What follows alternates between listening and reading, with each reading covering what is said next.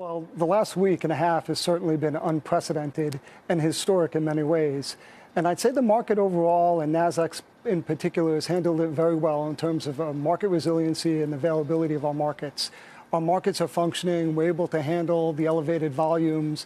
Of course, we hit market-wide circuit breakers twice last week and once again today, and that's not been tested before. So these new market guardrails have worked for the first time.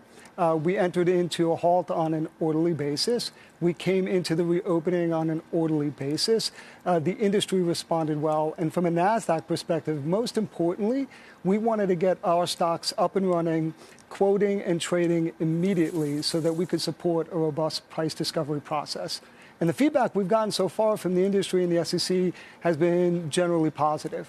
I see my notes tell me that you're closing options trading in Philly tomorrow. Why?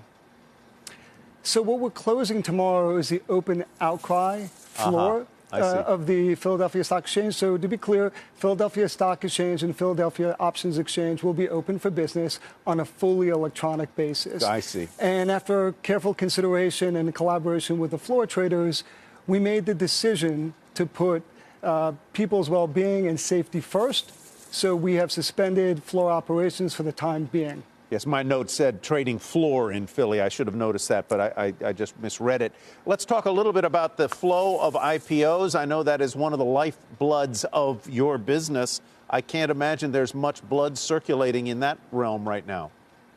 There are still pockets of activity in the IPO pipeline. So we see biotech, health, and SPACs still somewhat active. And if I took a step back and looked at S1 filings, the pipeline still looks robust to us compared to 2019. Now, of course, based on market volatility and valuation being suppressed, they'll probably push out those dates. And from what we can tell, they're still preparing. We're still engaged with them. And so we hope that they come out later this year, and we'll be ready to welcome them.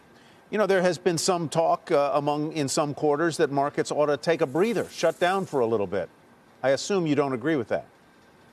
We understand the sentiment in that it's unprecedented in terms of the events that we're seeing and the volatility we're seeing and the heightened levels of activity. But markets are functioning well. And so the question we would have is, what is the rationale for that? Will that improve investor confidence or not? Are we setting the precedent that we want to set or not?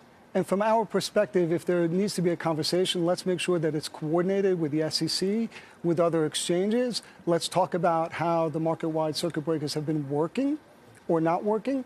But in that context, let's make sure that we're solving for problems that we see in the marketplace, because our concern is that just by shutting down the marketplace, it's hard for us to understand what problem we're solving. And the market seems to be, from where you're sitting, functioning just fine. It's not overwhelmed. There is volatility, but there's price discovery, there's liquidity, and so forth. Right, Tal? There's a high level of resiliency and availability and certainty in our systems and across the markets.